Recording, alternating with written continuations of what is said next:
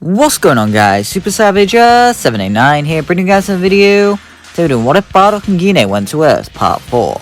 In the last part, we covered the Red Ribbon Army arc and how it went with Bardock, Kakarot and Bulma being the protagonists.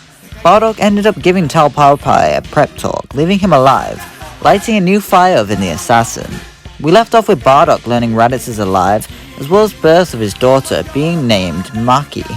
After the encounter with Bardock, Tao Pai Pai would be left thinking about what to do next. Clearly killing is out of the question, and training alone won't give him any gains to be anywhere near relative to the Saiyan. Tao Pai Pai would venture to see his brother and would explain the situation to him, making Shen laugh at his brother's weakness. Regardless, if this guy comes face to face with Shen, then that'll pose an issue.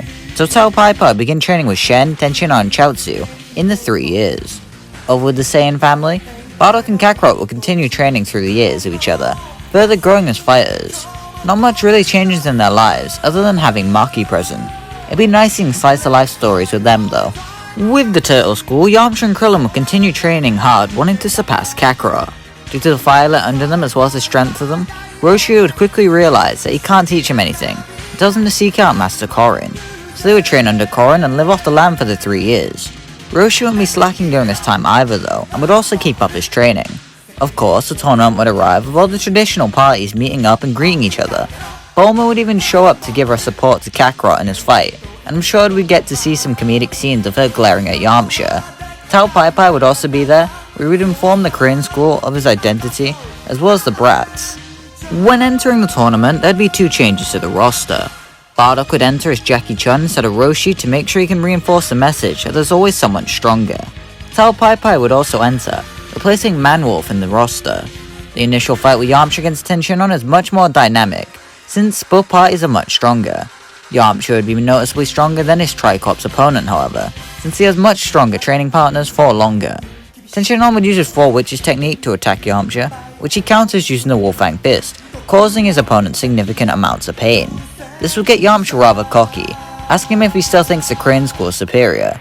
Gritting his teeth, Tenshinhan shouts to Yamcha not to look down on him. He'll be a master assassin, more renowned than Tao Pai Pai himself. Tenshinhan's hands begin to spark as he floats into the air, placing his hands into a triangle. Recognizing the technique, Bardock is quick to realize that the attack will kill Yamcha if it hits. He shouts from the sidelines that Yamcha needs to get out of there, however the human disagrees. Showing off his smug side, he tells his master he has nothing to fear. Yamcha will leap towards Tenshinhan to knock him out, getting face to face with him. Before his fist collides however, Tenshinhan releases his technique point blank, creating a massive explosion, leaving everyone worried, except for the other Crane School members. From out of the smoke, Yamcha's unconscious charred body falls down and lands in the iconic pose. All his friends run over checking he's still alive, which thankfully he is. Roshi would take Yamcha to the infirmary, telling the rest of them not to let their hate blind them in their next fights. Bardock however would make no promise. Next up is Jackie Chun against Tao Pai Pai. Recognizing his opponent immediately, Tao tells the Saiyan that this time he won't lose. The moment the fight begins, Bardock would rush him and smash his skull against the ground. He asks Tao what the hell he's teaching these students. He told him assassination is wrong, so he decided to nurse some new ones instead. That's ridiculously stupid. He slams Tao's head against the arena and holds him down, his eyes furious. The announcer would declare that Tao is unable to continue, so Jackie Chun is declared the winner. As Bardock gets up, Tao throws a grenade at him, shouting he isn't done yet. It destroys his disguise, but not much else, leaving only Kakarot dumbfounded at the discovery that Jackie Chun was his father all along. Bardock would simply knock Tao out, breaking his nose as well as various bones all over his body. He then picks him up and throws him at Shen and his students, telling them to let this be a lesson. Next up is Krillin against Chaozu. The fight would be over just as quickly as it starts. Chaozu won't be able to stop Krillin with telekinesis due to Krillin's strength above his.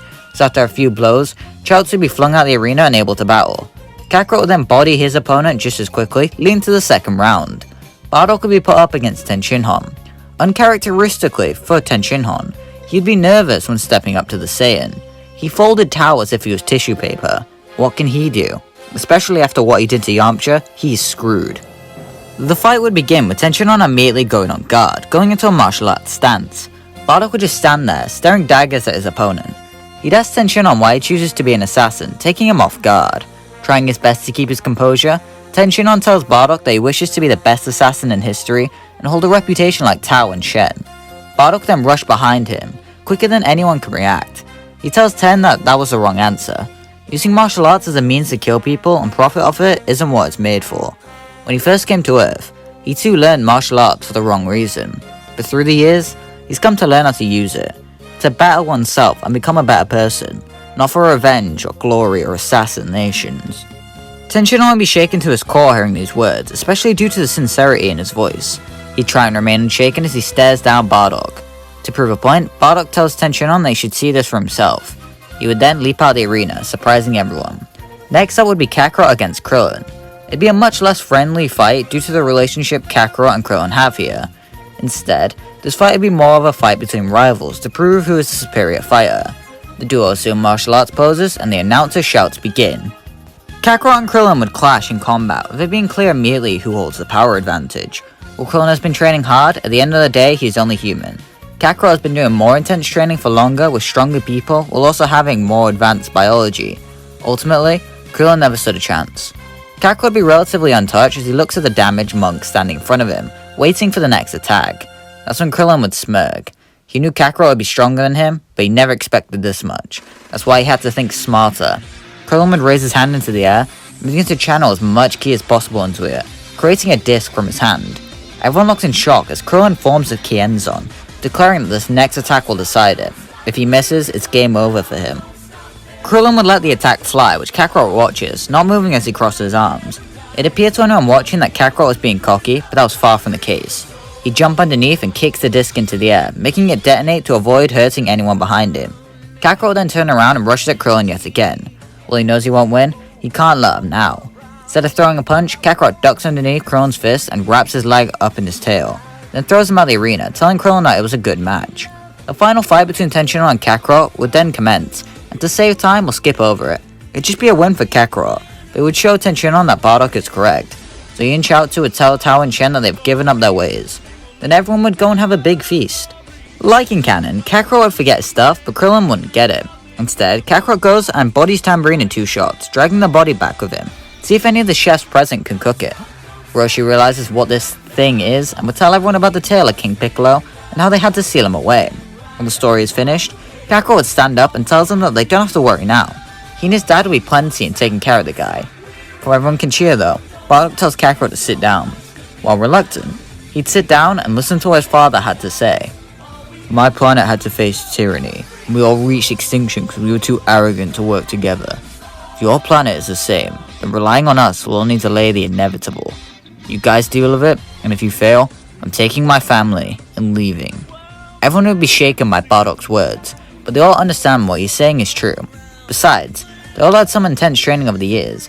Maybe it'll be enough for King Piccolo. All the fighters prepare to leave, with everyone else staying with Yamcha at the tournament. Gine would decide to go as well, taking Maki with her. If the humans do inevitably fail, then they don't have to waste time informing her and they can immediately get out of there. The Saiyans would all stand together spectating as they watch Earth's forces prepare a plan. They would all wait and watch as King Piccolo shows up ready to take the last Dragon Ball. He would of course swallow the Dragon Balls to make sure his opponents can't steal them, and waits for them to make their presence known. Roshi, Krillin, Gohan, Tenshinhan and Chiaotzu would all jump Piccolo and begin to fight with him. They're then surprised when he is a pushover for them, getting thrown around like a ragdoll. Training with stronger people over the years had really a domino effect on them, to the point where Earth's greatest threat is now its biggest disappointment. King Piccolo would be on the ropes as he's thrown in the air and hit with a Kamehameha clean through the gut. As he begins to die, Chiaotzu would yank the Dragon Balls out of him with his telekinesis, giving them the perfect W. Using all his strength, King Piccolo would spit out one last egg, which the Saiyans would all notice. They'd all head over to the egg with the human Z-Fighters coming over to them confused at where they're going. They'd all then also see the egg. Bardock would raise up his hand ready to destroy it, but Gine steps in the way, surprising everyone. This egg doesn't carry the sins of the father. It does not deserve death due to its legacy. They've killed a lot more people than Piccolo ever could. Does Maki deserve to die? Or Kakarot for that matter? Gohan would step to the side of his friend, defending her decision. They all were much stronger than Piccolo was, and a kid would be even weaker theoretically. It's nothing to worry about. A debate would occur between everyone as to if the egg should be destroyed or not, but their words weren't the decider. It was Maki playing with the egg, smiling. Everyone looked and smiled at the baby's grin, realizing that they can't destroy this thing. So the Sun family would welcome a new child into their family, being Piccolo, which is where we're going to leave off this part for right now.